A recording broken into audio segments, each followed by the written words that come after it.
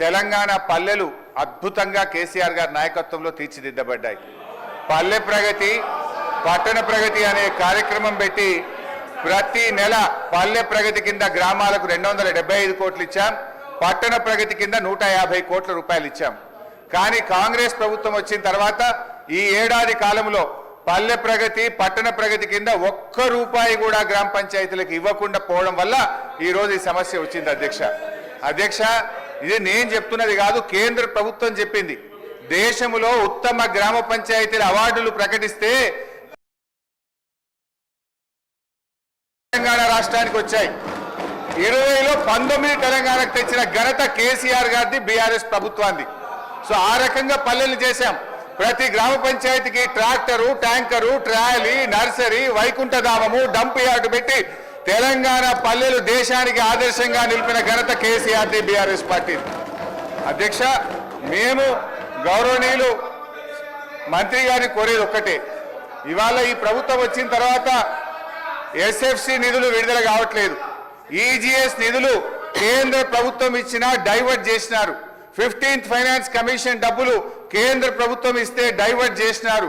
GP general fund కూడా వాళ్ళ డబ్బులు వాళ్ళు ఖర్చు పెట్టుకోవడానికి కూడా ఫైనాన్స్ నుంచి క్లియరెన్స్ ఇయ్యక, చెక్కులు పాసుగాక ఇవాళ సర్పంచులు ఆత్మహత్య చేసుకునేటువంటి పరిస్థితి వచ్చింది. అప్పులు చేసి బంగారం కుదబెట్టి పనిచేస్తే ఈ బిల్లులు ఇయ్యారు. అధ్యక్ష, ఒక్క నవంబర్ నెలలో బడా బడా కాంట్రాక్టర్లకు 1200 కోట్లకు పైగా బిల్లులు ఇచ్చారు. ఒక్క నెలలో 1200 కోట్లు బడా కాంట్రాక్టర్లకు ఇస్తారు. ఈ చిన్న కాంట్రాక్టర్లు 5 లక్షలు 10 లక్షలు చేసిన సర్పంచులు, ఎంపీటీసీలు, జెడ్పీటీసీల మీద ఎందుకు పగబట్టి కక్షతో వాళ్ళని ఇబ్బంది పెడుతున్నారని చెప్పి నేను ఈరోజు ప్రభుత్వాన్ని అడుగుతున్నా. అధ్యక్ష, ఈరోజు పరిస్థితి ఏమైంది? గ్రామ పంచాయతీలకు రెగ్యులర్గా ఇవ్వాల్సిన నిధులు ఇవ్వకపోవడం వల్ల చివరికి ఏం దాకా వచ్చిందంటే, అమెరికా దేశం తెలంగాణకు పోతే చికెన్ గున్యా వ్యాధులు వస్తున్నాయి, జాగ్రత్త అని అమెరికా దేశం ఆ దేశ పౌరులను హెచ్చరించే పరిస్థితి ఏర్పడ్డదంటే పల్లెల్ని ఏ రకంగా మీరు నిర్లక్ష్యం చేశారో అర్థమవుతా ఉంది. ఇప్పటికైనా ఇప్పుడు అమెరికా తెలంగాణ పోతే చికెన్ గున్యా వస్తుందని ఆ దేశ పౌరులను హెచ్చరించిందంటే ఇది మన రాష్ట్రానికి అవమానం, ఈ దేశానికి కూడా అవమానం. మీ పాలన ఆ రకంగా ఉన్నది. సో దయచేసి మేం కోరేది ఒక్కటే అధ్యక్ష, వీళ్ళు బిల్లులే కాదు అధ్యక్ష, ఎంపీటీసీలు, సర్పంచులు, జెడ్పీటీసీలు దిగిపోయి 9 నెలలు అయింది, ఇంకా వాళ్ళ జీతాలు కూడా పెండింగ్లు ఉన్నాయి. 1వ తారీఖు జీతం ఇస్తామని చెప్తారు.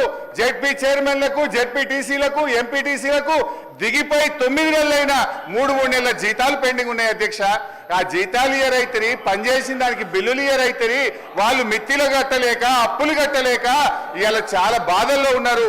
నేను సూటిగా మంత్రి గారిని అడిగేది ఒక్కటే, దయచేసి త్వరలో ఇస్తాము, తొందరలో ఇస్తాం కాదు అధ్యక్ష, స్పష్టమైన డేట్ చెప్పి గ్రామ పంచాయతీ ఎన్నికలు మీరు పెట్టబోతున్నారు, ఆ లోపు వాళ్ళ బిల్లులన్నీ కూడా క్లియర్ చేయాలని చెప్తా ఉన్నాం. మీ దాంట్లో ఏం చెప్పింది అధ్యక్ష? ఈరోజు ఇది మీ మేనిఫెస్టో, కాంగ్రెస్ పార్టీ మేనిఫెస్టోలో ఏం చెప్పింది అధ్యక్ష? రాజీవ్ గాంధీ గారు తెచ్చిన 73, 74 రాజ్యాంగ సవరణ ప్రకారంగా మీరు గ్రామ పంచాయతీలను బలోపేతం చేస్తామన్నారు, నిధులు విడుదల చేస్తామన్నారు. కానీ మీరు అదేది కూడా చేయకుండా ఇవాళ మోసం చేస్తున్నారు. మాజీ సర్పంచ్లకు, మాజీ ఎంపీటీసీలకు పింఛన్లు ఇస్తామన్నారు. పింఛన్ మాట దేవుడు కానీ వచ్చే జీతం కూడా ఇస్తలేదు అధ్యక్ష. గా పింఛన్ కూడా ఎప్పటి నుంచి ఇస్తారో, జీతాలు ఎప్పట్లో క్లియర్ చేస్తారో, బిల్లులు ఎప్పట్లో క్లియర్ చేస్తారో స్పష్టంగా చెప్పాలని మీ ద్వారా అడుగుతా ఉన్నా. గౌరవ సభ్యులు కొత్త ప్రభాకర్ రెడ్డి గారు. కొత్త తుకాలు ఏదకొచ్చినాయి, కనీసం ట్రాన్స్ఫార్మర్లు కావాలంటే ఒక 2-3 కరెంటు పోల్లు కూడా ఇవ్వలేని పరిస్థితుల్లో ఇవ్వాలి మీ ప్రభుత్వం ఉన్నది అధ్యక్ష.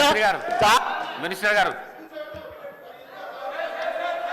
అరే ఎటేటో పోయింది, ఇది 0 అవర్ కాదు కదా అన్న, 0 అవర్ కాదు, ఏదైనా కొంచెం అటు ఇటు మాట్లాడడానికి. అధ్యక్ష, సర్పంచ్ల పెండింగ్ బిల్లులకు సంబంధించి హరీష్ రావు గారు, అదేవిధంగా రాజేశ్వర్ రెడ్డి గారు, వెంకటరమణారెడ్డి గారు, కోవలక్ష్మి గారు, నాయన్ రాజేందర్ రెడ్డి గారు, కొత్త ప్రభాకర్ రెడ్డి గారు మాట్లాడడం జరిగింది. సార్, వారు చెప్పినటువంటి వివిధ అంశాలను చూస్తే మేము వచ్చిన తర్వాత సర్పంచులు ఫిబ్రవరి నెలలో వాళ్ళ కాలం అయిపోయింది సార్. అప్పటి తర్వాత మళ్ళీ ఈ రాష్ట్ర ప్రభుత్వము కులగణన చేసి మరి మేమెంతో మాకంత రిజర్వేషన్ తీసుకురావాలనే ఉద్దేశంతో ఎలక్షన్స్ జరగకపోవడం మూలంగా కొద్దిగా గ్రామాలలో కొన్ని సమస్యలు అయితే ఉన్నమాట వాస్తవం. అయితే ఈ వచ్చినటువంటి పెండింగ్ బిల్లులన్నీ కూడా గత ప్రభుత్వం నుంచి బీఆర్ఎస్ ప్రభుత్వం మాకు వారసత్వంగా ఇచ్చినటువంటి పెండింగ్ బిల్లులు. అయితే ఇవి లాస్ట్ ఏదో 1-2 ఇయర్స్ నుంచి కాదు సార్, 2014 నుంచి కూడా ఇట్లనే వస్తూ వచ్చింది. పెండింగ్ బిల్స్ నా దగ్గర ఉన్నాయి, కావాలంటే వాళ్ళకి ఆ స్టేట్మెంట్స్ కూడా ఇవ్వడం జరుగుతుంది అధ్యక్ష. అదేవిధంగా అధ్యక్ష, వీరి హయాంలో ఇప్పుడు ఆర్థిక శాఖ మంత్రి గారు ఆ రోజు హరీష్ రావు గారే ఉన్నారు. వారు ఇంత బాధపడుతున్నారు. మీ చేతిలో ఉండి ఇట్లా ఒక సంతకం పెట్టించుంటే ఆ రోజు అన్నీ క్లియర్ అయ్యేటి. మేము వచ్చినాక సర్పంచ్లో లేరు, సర్పంచ్ల బిల్లులు మా దగ్గర పెండింగ్ లేవు. అయినా కూడా సార్ మా ప్రభుత్వంలో మరి ఇప్పటి వరకు జీపీల కోసం 740 కోట్ల రూపాయలను ఇవ్వడం జరిగింది. ఉపాధి హామీ కింద కూడా గతంలో జరిగినటువంటి పనులలో 450 కోట్లు రిలీజ్ చేసినాం. ఇంకా కొంత పెండింగ్ ఉన్నది వాస్తవం. కాకపోతే వీళ్ళ హయాంలో చేసిన వాళ్ళందరి దాదాపుగా ఎన్ఆర్ఈ చేసి మేము కూడా క్లియర్ చేయడం జరిగింది సార్. అట్లనే ఎలక్షన్స్ జరగకపోవడము ఇతరత్రతోటి ఆ నిధులు కొంత గ్రామ అభివృద్ధి కోసం రిలీజ్ చేయలేకపోయినాం. కేంద్ర ప్రభుత్వం 15వ ఆర్థిక సంఘం నిధులను విడుదల చేయలేదు సార్, అది కూడా కొద్దిగా ఎఫెక్ట్ ఉంది. అదేవిధంగా మన ఊరు మన బడి కింద కూడా మన వాళ్ళు మాట్లాడారు. 1100 కోట్ల రూపాయల పనులను గత ప్రభుత్వం చేస్తే మరి అవి 800 కోట్ల రూపాయలు పెండింగ్ ఉన్నటువంటి మాట కూడా వాస్తవం. ఇప్పుడు మేము అమ్మ ఆదర్శ పాఠశాలలతోటి పనులు చేయించడం జరుగుతూ ఉంది సార్. కాబట్టి ఈరోజు మరి మా కోవలక్ష్మి గారు ఎమ్మెల్యే గారు అన్నట్టుగా మేము చెల్లించమనలేదు, చెల్లిస్తాము. మీరు ఇచ్చిపోయినటువంటి వారసత్వం పెండింగ్ బిల్లులు, అప్పులు, ఆర్థిక వ్యవస్థ బాగలేదు కాబట్టి సర్దుబాటు చేస్తున్నాం, కొద్దిగా టైం అడుగుతున్నాం. కానీ మేము చెల్లించలేదు అని అనలేదు. సాక్షాత్తు ఆర్థిక శాఖ ఆనాటి మంత్రి గారు ఉండి ఈసారి చాలాసార్లు మాట్లాడుతున్నారు ఈ సబ్జెక్ట్. మీరు ఒక్క సంతకం పెట్టి ఉంటే 600 కోట్లు ఆ రోజే రిలీజ్ అయ్యేది. కానీ మరి బీఆర్ఎస్ అంటే బకాయిల రాష్ట్ర సమితి లాగా మాకు ఇచ్చిపోయినరు. అదే వారసత్వంతో మరి మేము చెల్లించలేని పరిస్థితి ఉంది. కానీ తప్పకుండా సర్పంచులు, అందరికి సంబంధించినటువంటి సర్పంచులు ఉన్నారు, వాళ్ళ బాధ మాకు తెలుసు. వాళ్ళు ఆత్మహత్యలు చేసుకున్నారు మీ హయాంలో, చాలామంది రకరకాల ఇబ్బందులు పడ్డారు. కాబట్టి సానుభూతితో ఉన్నాం. సకాలంలో రిలీజ్ చేసేందుకు ఆర్థిక శాఖ మంత్రులను కూడా నేను వేదిక ద్వారా కూడా కోరుతా ఉన్నాం. మీ తరఫున కూడా నేను మాట్లాడుతూ ఉన్నాను. నమస్తే. Question number 566.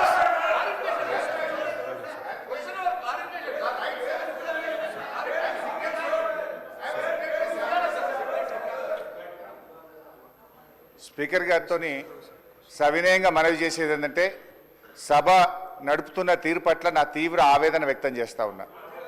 ఫస్ట్ క్వశ్చన్లో నేను చెయ్యెత్తితే మీరు సిగ్నేటరీ కాదు, మీకు మైక్ ఇవ్వమన్నారు. థర్డ్ క్వశ్చన్లో సిగ్నేటరీ కానటువంటి వ్యక్తికి మీరేమో ఇప్పుడు మైక్ ఇచ్చారు. ఎందుకు ఇచ్చారని మేము అడగడం లేదు. సభా సాంప్రదాయాలు అందరికీ సమానంగా ఉండాలని సవినయంగా మీకు విజ్ఞప్తి చేస్తున్నాం. ఇకపోతే మా సీతక్క గారు ఒక మాట అన్నారు, నా పేరు తీసుకొని, మీరు అప్పుడే డబ్బులు ఇచ్చి ఉంటే బాగుండేదని. ఎస్, నేను ఇచ్చాను. మా గౌరవ కేసీఆర్ గారి ఆదేశాల మేరకు పల్లె ప్రగతి కింద ప్రతి నెల 275 కోట్ల రూపాయలు మేము గ్రామ పంచాయతీలకు ఇచ్చాం. పల్లె ప్రగతి ప్రారంభమైన తర్వాత 3,300 కోట్ల రూపాయలు 3,300 కోట్ల రూపాయలు మేము గ్రామ పంచాయతీలకు ఇచ్చాం. ఒకవేళ మీరు ఆ పద్ధతిని కొనసాగించుంటే నెల 275 కోట్లు ఇచ్చుంటే ఇవాళ ఈ బకాయిలు ఉండేటియే కాదు అనేటువంటి విషయాన్ని మనం చేస్తా ఉన్నా. ఇవాళ కాంగ్రెస్ పార్టీ ఈ సర్పంచుల పాలిట, పేద కాంట్రాక్టర్లు, ఎంపీటీసీలు, జెడ్పీటీసీల పాలిట ఈ హస్తం గుర్తు భస్మాసుర హస్తమై కూర్చున్నది.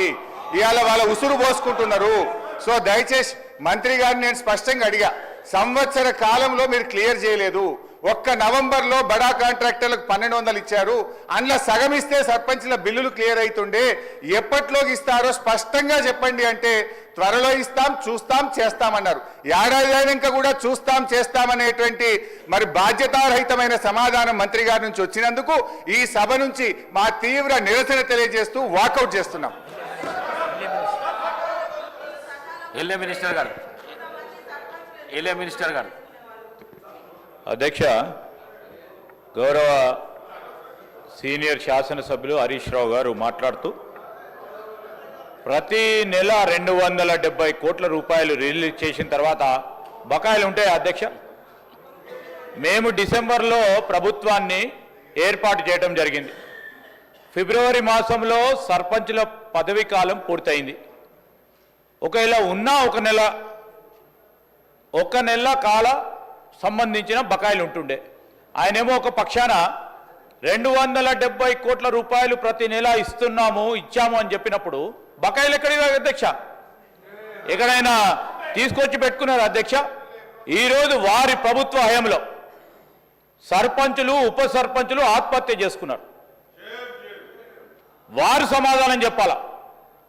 ఈరోజు గౌరవ మా పంచాయతీరాజ్ శాఖ మంత్రివర్యులు చెప్పారు, ఏ విధంగానైతే బకాయిలు మా నెత్తిపైన పెట్టి వారి ప్రభుత్వం ఆ రోజు మేము తీసుకున్న వారసత్వాన్ని ఒకటి తర్వాత ఒకటి పూరించే ప్రయత్నం చేస్తూ ఉన్నాం. ఈరోజు కూడా సర్పంచులకు కానీ ఎంపీటీసీలకు సంబంధించింది కానీ జెడ్పీటీసీలకు సంబంధించిన ఏవైతే బకాయిలు గత ప్రభుత్వాలు ఇవ్వకుండా పోయినాయో ఒకటి తర్వాత ఒకటి పూరించే కార్యక్రమం చేస్తూ ఉన్న సందర్భాన్ని ఈరోజు మరొక్కసారి మా గౌరవ సర్పంచులు మాజీ సర్పంచులకి ఇతర సభ్యులకు కూడా మేము మీ ద్వారా తెలియజేస్తా ఉన్నాం అధ్యక్ష. ఇంకోటి కూడా గౌరవ సభ్యులు చాలామంది సీనియర్ శాసనసభ్యులు ఉన్నారు ఇక్కడ. క్వశ్చన్ అవర్స్కి సంబంధించి క్లారిఫికేషన్స్ ఉండవు, సభను పక్కదారి పట్టించే కార్యక్రమం చేస్తున్నారు. సరే, గౌరవ శాసనసభాపతి గారు మీరు ఆ స్థానంలో ఉండి ఇంకేదైనా సమాధానం అక్కడ కూర్చున్న మాజీ సర్పంచ్ సోదరులకు ఉపయోగపడే విధంగా ఏదైనా అడుగుతారంటే సభను ప్రక్కదారి పట్టించి కేవలం రాజకీయాల ఉద్దేశంతో